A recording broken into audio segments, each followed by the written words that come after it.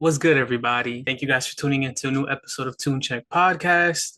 And like always, I'm your host, Cris. I guess you could say it's been a minute, but I've been busy with some stuff, had to take care of some things, but I'm here now, back with a new episode. I'm excited. This episode's called Summer Too Hot.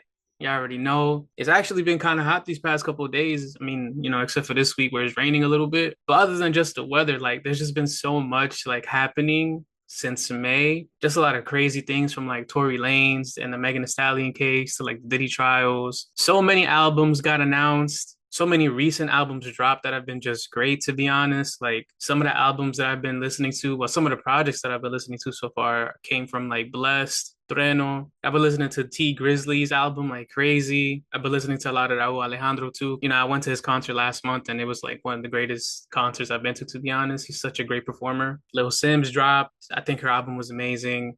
The Carter 6 dropped. I thought the album was fire, considering that it's getting like mixed reviews. But overall, I thought it was great. It's Lil Wayne. I guess you could say he did miss a little bit. It's still a good album to listen to. It's not like the craziest or like worst album ever. He's been giving us so many like great projects. So I think it's okay for him to like miss, once or twice. It's all right. I'm listening to the Weeknd album, been listening to the Weeknd's music a lot. I got his tour coming up in July. I know he just had the show in MetLife a few days ago, but I don't really like going to like shows in New Jersey like that. If I have the opportunity to go outside of New Jersey, I'm going to do it. So I'm looking forward to that for real. Like I really, really want to go to that.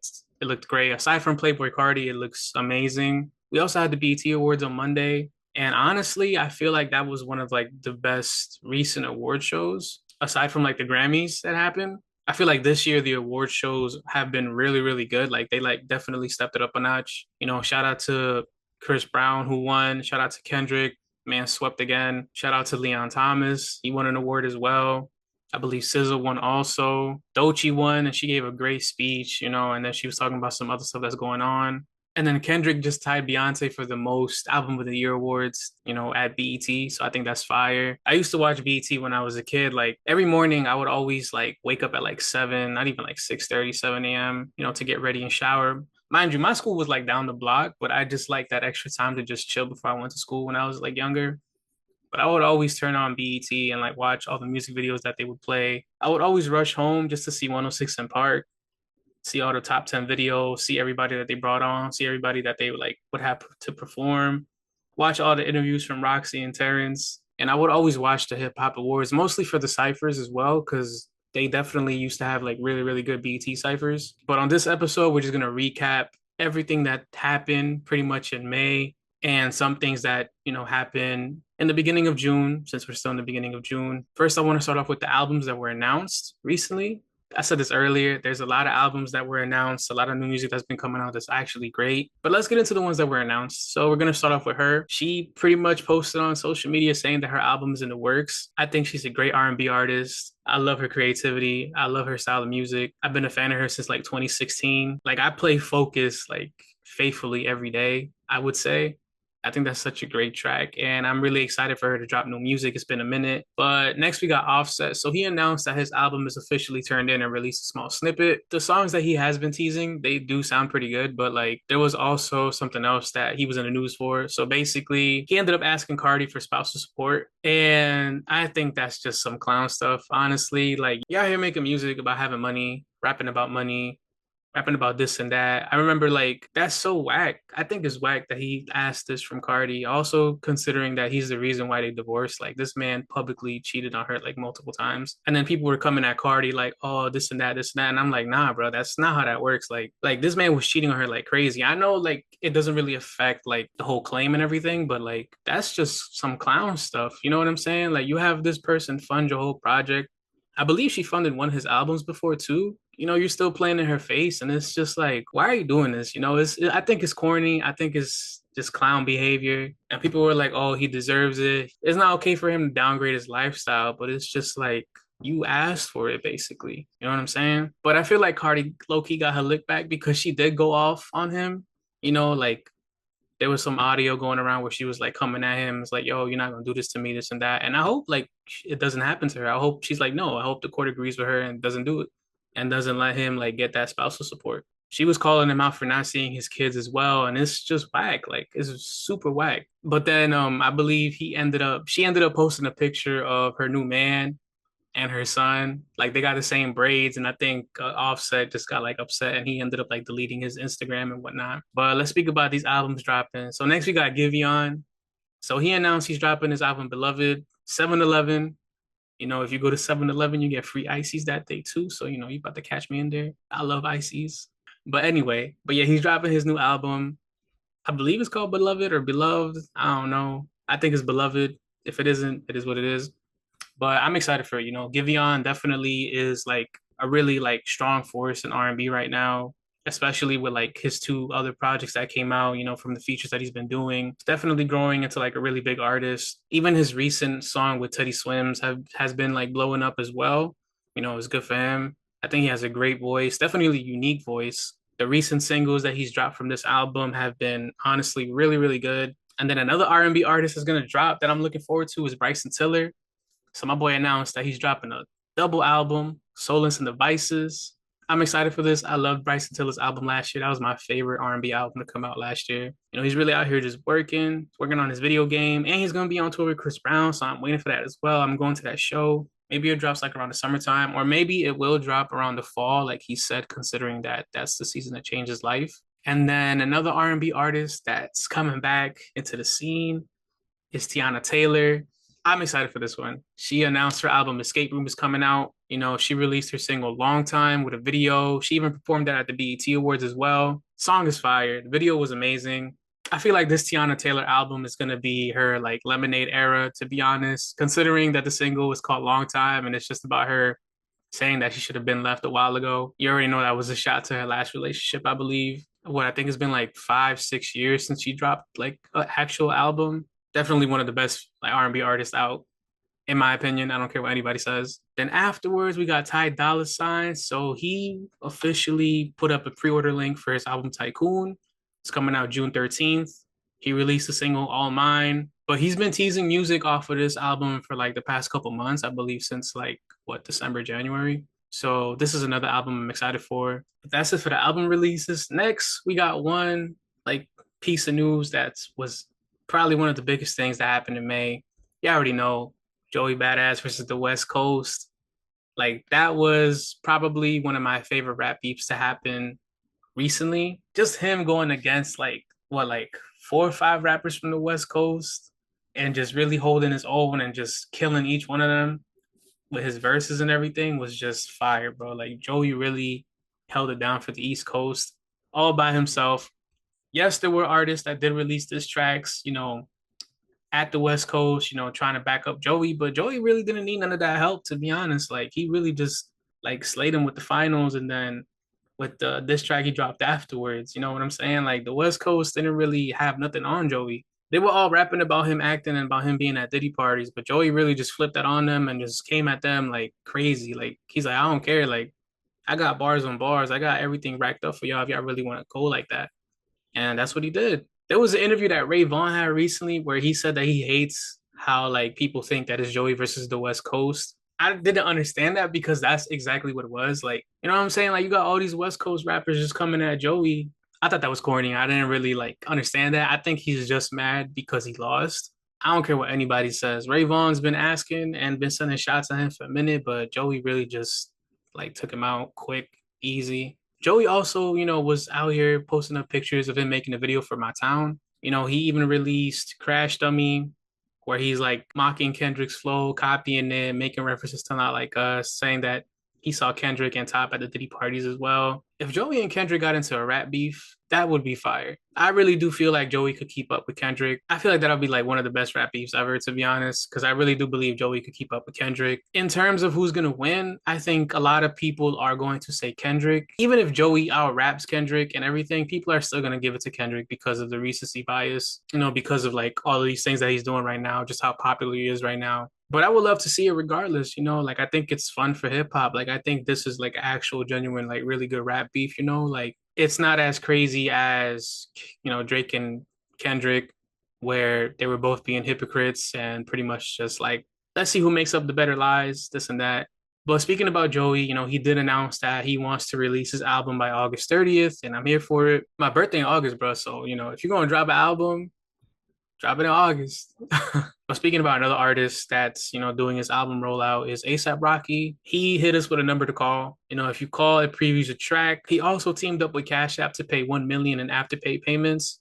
So I think that's fire. That was great advertisement. Definitely is gonna make people tune in. I ended up calling the number two, and the track that he previewed was pretty fire. I just wish there was more details for this album. I wish there was like actual release date. But Rocky, he's just gonna keep playing with us. I said this multiple times. If this album comes out and it's trash, I'm gonna be so mad.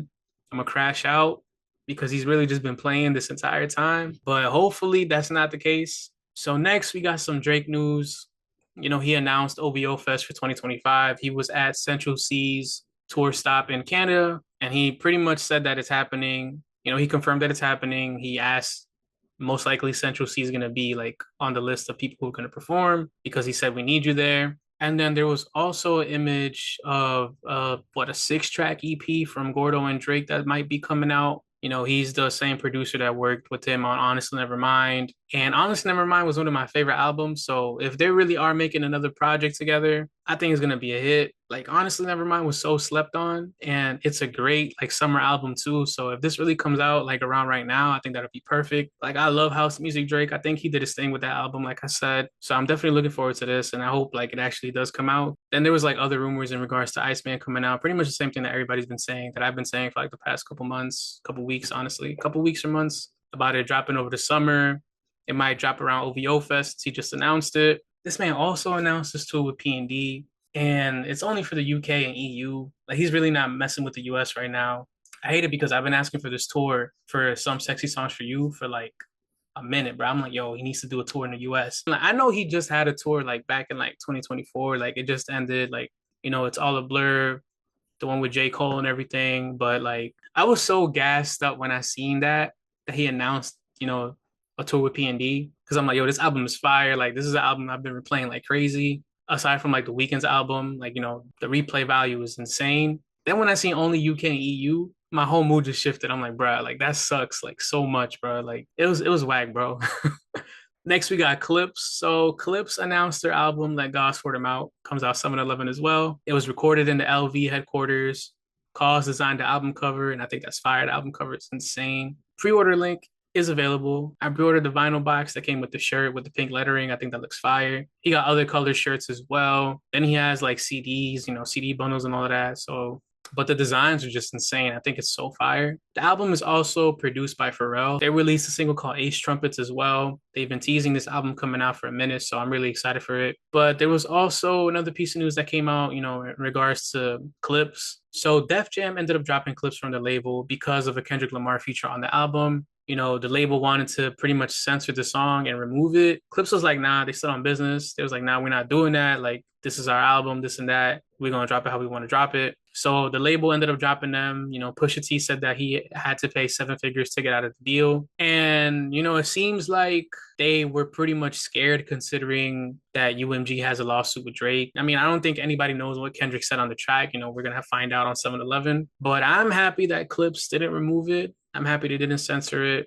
Censoring an artist and their music, their lyrics, their expression, I think that's, whack. I think it's corny. At the end of the day, it's music. It's however they want to make it. And for a label to be like, nah, if you don't do this, we're going to drop you. I think that's insane because in the long run, that album is most likely and probably was going to make them like a whole bag, and they just really missed out on that. But it is what it is, I was seeing some people in the comments all over social media, like Instagram, TikTok, Twitter and all of that stuff. They was like, yo, Drake is a hypocrite. They're pretty much blaming like Drake because of the issue he has with UMG. But I feel like Def Jam was just trying to be safe on their part. It's still wrong considering that they wanted to censor it. And people were like, oh, Drake is a hypocrite for suing this and that because he was anti not using lyrics in the courtroom when it came to like Young Thug's trial. I feel like his lawsuit and Young Thug's trial, it's not even, I feel like they're like two separate situations. Like Young Thug was, they was in Young Thug with a RICO charge. Like Drake is not going through a RICO charge. He's just going through a defamation lawsuit. But I'm happy that they didn't censor their stuff. I'm happy that it's still coming out. I think a Kendrick Lamar feature on this Pusha T album, on this Clipse album is going to be fire. The last time that I heard Pusha and Kendrick together was on, I believe, My Name Is My Name. I think the track is called Nostalgia. That was like one of my favorite tracks on that album, and they both went off. So when I heard that he was gonna be on the Clipse album, I already knew it was gonna be fire because of, they previously worked together. And then the next piece of news that I'm gonna talk about is probably another like big thing that's been happening the past couple of weeks. Tory Lanez, versus Megan Thee Stallion. So it all started, with Tory Lanez. He ended up getting injured in jail. He got stabbed 14 times in prison, was taken to the hospital. They showed the man who did it. He said that Tory Lanez was allegedly planning like on hurting him, that he thought he was plotting to hurt him. But afterwards, Tory, he was recovering good. And due to that, there was a petition to free him from prison. His legal team was like, oh, there's evidence that he didn't shoot Megan. There was actually a lot of artists that came and like shared that petition to free him. Then there's Congresswoman Ana Paulina Luna. She was demanding that Governor Newsom, I think that's how you pronounce his name, Newsom, that he pardoned Tory Lanez because, his legal team found more evidence that he didn't shoot Megan. She said that it was coming out in the next 36 hours, but it took like a week to be honest. And, give people more evidence who are like really interested in this case, who want him to be free. But I don't know, like it was just like everything just feels so weird about the situation. And I'll tell you why in a second. But then Megan, also posted on social media on TikTok, pretty much went off, was like, yo, like, leave me alone. Like, why is everybody lying? Why are you guys lying? Like, he shot me. Like, why do I have to relive this? And I understand that, like, having to relive, like, this situation for her, like, is, like, very traumatic.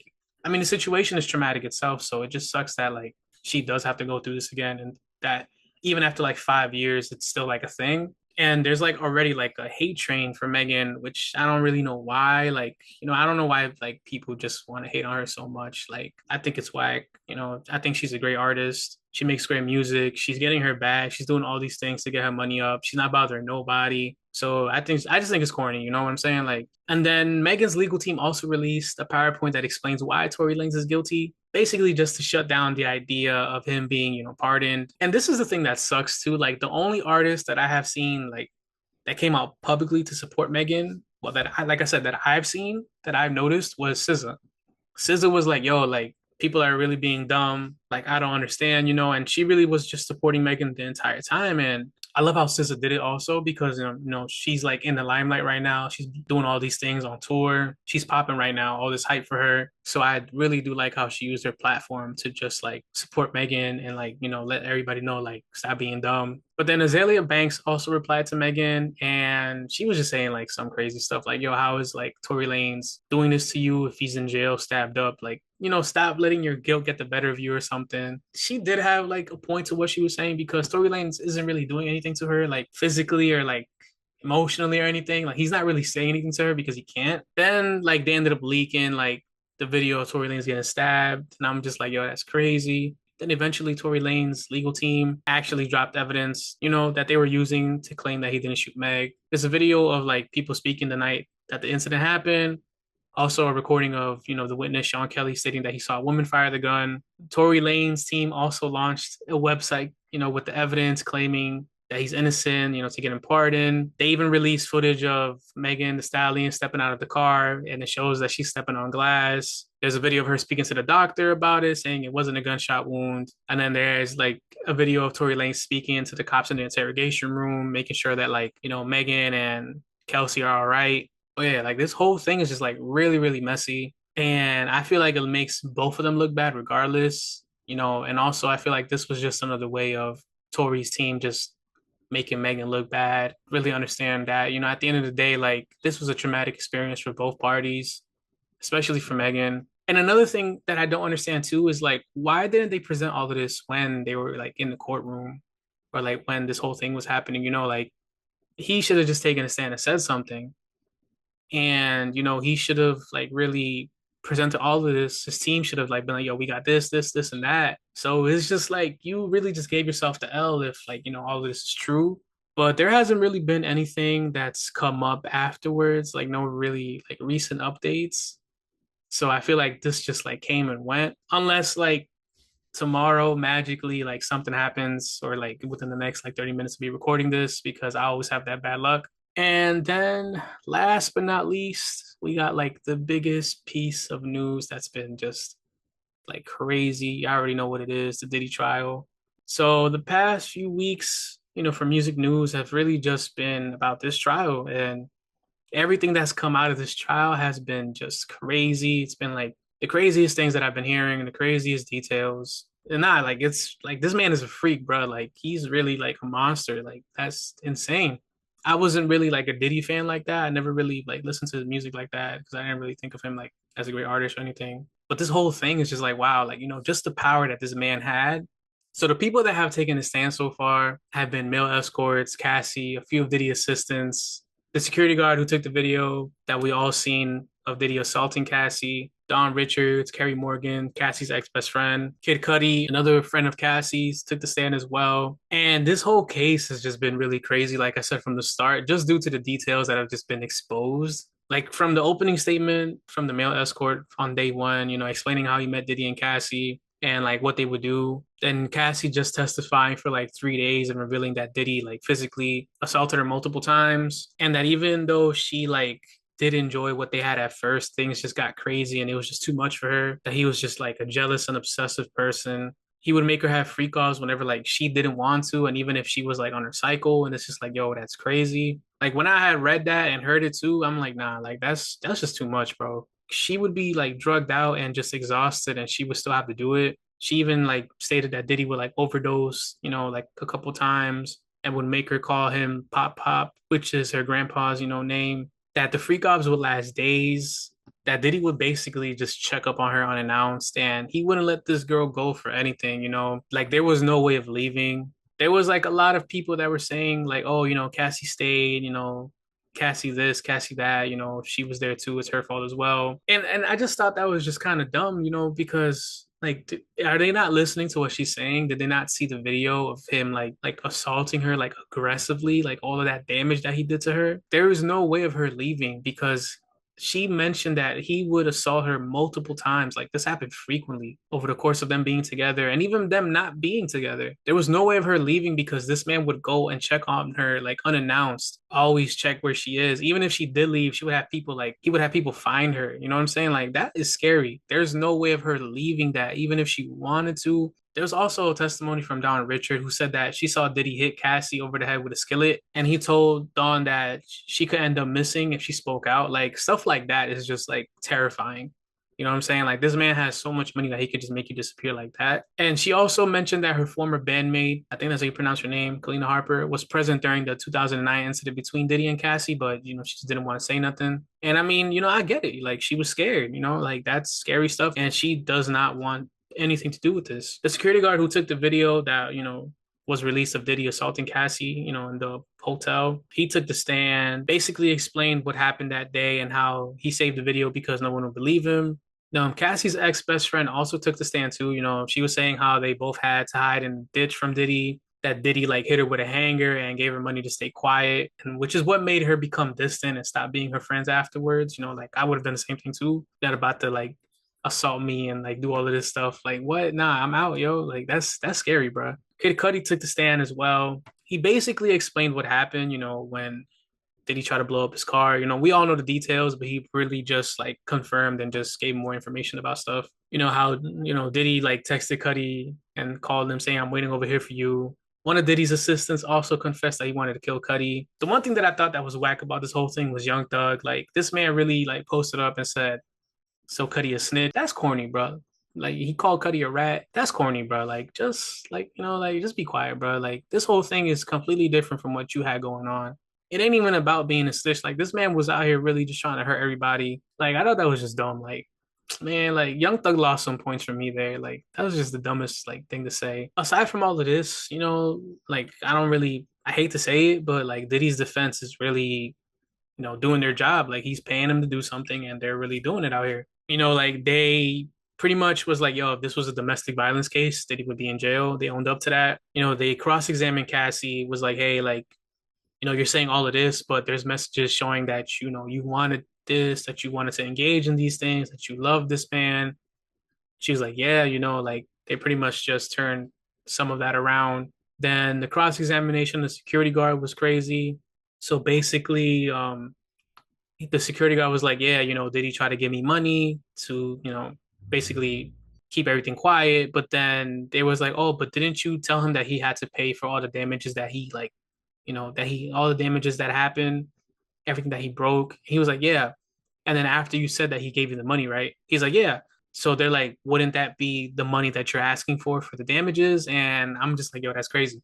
I was like, all right, they low key had him with that. I'm not gonna lie, they low key did eat with that. There was also the fact that the security guard, didn't really put all the details in the incident report. You know, he was saying like stuff while he was testifying, this and that, but then Diddy Team was like, yo, like you're saying all of this, but none of this is on your incident report. So like what happened here? Then there was like an assistant that said that he like sexually assaulted her a day after it happened or something. You know, he put up a picture saying that he's his best friend. Then there's Capricorn Clark, who, you know, also testified where, and his defense cross-examined her as well, saying, hey, like you're saying all of this, but yet, you know, you still wanted to go back and work with him. You still wanted to do all of these things. And then his defense also wanted to throw out Kid Cudi's testimony. I'm not really sure why, but you know, this is something that's been going on for like a while that we all know. So I don't know why they wanted to throw that out, but they're not doing it anyway. They also like applied for a mistrial like twice. I think the first one got denied. Then there was one that happened like a couple of days ago where they asked for another mistrial. The judge also pretty much told Diddy like, "Hey, like I'm gonna throw you out the room," because he was like